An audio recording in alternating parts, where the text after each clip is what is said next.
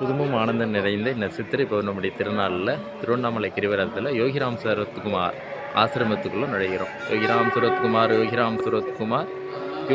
சுரத்குமார் ஜெயகுரு ராயா ஆசிரமத்துடைய நுழைவாயில். இப்போ நம்ம ஆசிரமத்துக்குள்ளே போகிறோம். ஆசிரமம் பாருங்கள்.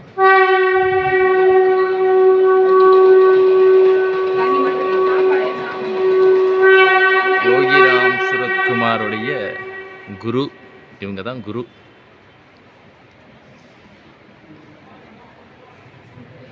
ஸ்ரீ பப்பா ராமதாஸ் அவங்க திருவடிகள் தரிசனத்தோடு நாம் செல்கிறோம்.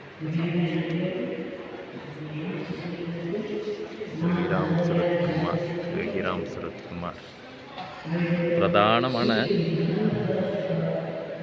அற்புதமான ஆசிரமம். சத்சங்கம் நடந்து கொண்டிருக்கிறது.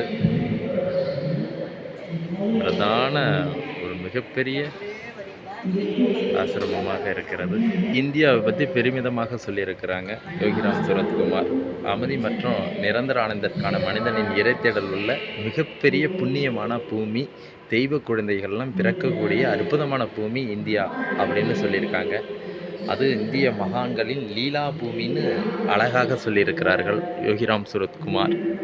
அடுத்தது அவங்க பிறந்தது யோகிராம் சுரத்குமார் தெய்வீக பிறப்பு எங்கே நடந்திருக்குன்னு பாருங்கள். உத்தரப்பிரதேசத்தில் உள்ள பாலியா ஜில்லாவில் கங்கை நதி பக்கத்தில் நர்தரா என்ற சிறிய அழகிய குக்கிராமத்தில் ராம் சுரத் குன்வார் அவங்க பேர். 1918 டிசம்பர் 1ஆம் தேதி இந்த பூமியில் தன்னுடைய அந்த அம்மா அப்பாவுக்கு 2வது மகனாக அவதரித்திருக்கிறார். அந்த கண்ணாடி பேழ்ச்சியில் அழகாக தத்ரூபமாக அந்த காட்சியை கொடுத்துருக்காங்க பாருங்கள். அற்புதமாக இருக்குது. கண்ணாடி பேழ்ச்சியில் அப்படியே அழகாக காட்சி அளிக்கிறது பாருங்க. அப்படியே நம்ம நேரடியாக பார்க்கக்கூடிய காட்சியாக இருக்கிறது.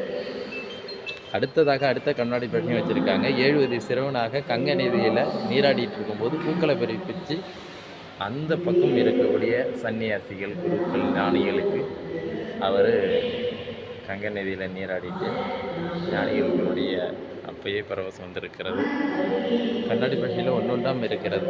அடுத்தது கிணற்றில் ஒரு குருவியை எதிர்பாராமல் அடித்து அந்த குருவியோடைய உயிரோடைய அவஸ்தையை பெற்றதுனால அதில் ஒரு ஞான மார்க்கம் ஏற்படுகிறது. அடுத்தது முனிவரோடு அவர் இருந்தது. முனிவருடைய உபதேசம் பெறுகிறார் சிறு வயது சிறுவனாக பாருங்கள். வழிபாட்டில் மிகுந்த ஆர்வமுடைய சிறுவனாக வாரணாசியிலிருந்து 14 கிலோமீட்டர் நடந்தே சென்று புத்தர் இருந்த அந்த இடத்துல தியானம் பண்ணுகிறார் 5 சீடர்களோடு. யோகிராம் சுரத்குமார் 19 வயதில் யோகிராம் சுரத்குமாருடைய திருக்கல்யாணம் காட்சி பாருங்க. சுரத்குமார் ஆசிரியர் பணியில். ரமண மகரிஷி ஆசிரமம் அதையும் இந்த கண்ணாடி பள்ளியில் அழகாக கொடுத்திருக்கார்கள். ரமண ஆசிரமத்தில் யோகிராம் சுரத்குமார். இதில் ஒரு வார்த்தையும் இருக்கு பாருங்க. என் தந்தைக்கு காதுகள் இல்லை ஆனால் கேட்கிறார், என் தந்தைக்கு வாய் இல்லை ஆனால் பேசுகிறார், என் தந்தைக்கு நாக்கு இல்லை ஆனால் பழங்களை சுவைக்கிறார், என் தந்தைக்கு கண்கள் இல்லை ஆனால் பார்க்கிறார், என் தந்தைக்கு கைகள் இல்லை ஆனால் வேலை செய்கிறார். யோகிராம் சுரத்குமார். ரமணாசிரமத்தில் ரமணரோடு யோகிராம் சுரத்குமார். அரவிந்த் ஆசிரமத்தில் அரவிந்தரோடு யோகிராம் சுரத்குமார். விவேகானந்தருடைய அழைப்பு அவர் காதுகளில் கேட்க, இதுதான் நம்மளுடைய ஆன்மீகத்தை அழைப்பு என்று ஆசிரியர் பணியை விலக்கிவிட்டு செல்கிறார். பப்பா ராமதாஸுடைய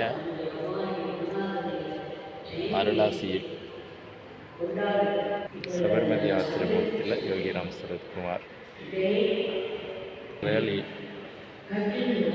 1959 திருவண்ணாமலையில் இந்த பாத்திர கடைக்கு முன்பு அந்த நுழைவாயிலில் படுத்திருக்க காட்சி. முன் மண்டபத்தில் யோகிராம் சுரத்குமார் இருக்கும் காட்சி.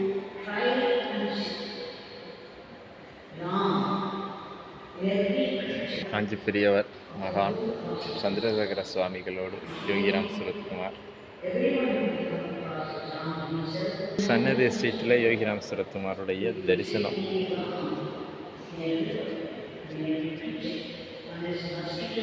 யோகிராம் சுரத்குமாருடைய ஆசிரமம் முழு கண்ணாடி பிரஷையில் அமைக்கப்பட்டிருக்கிறது.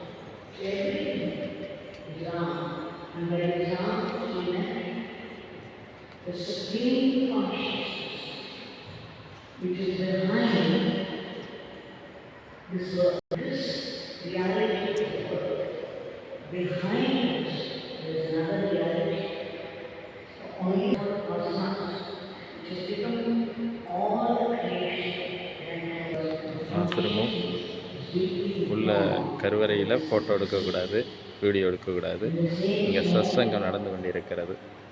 அமைதியாக இருக்கணும். அம்மாவுடைய சத்சங்கம், அவங்களுடைய காலம்லாம் இருந்த அந்த அம்மாவுடைய சத்சங்கம், மைக்கில் அவங்களுடைய சத்சங்கம் நடக்கிறது. அற்புதமான யோகிராம் சுரத்குமாருடைய முழுமையான அற்புத காட்சியை இங்கு கண்டோம்.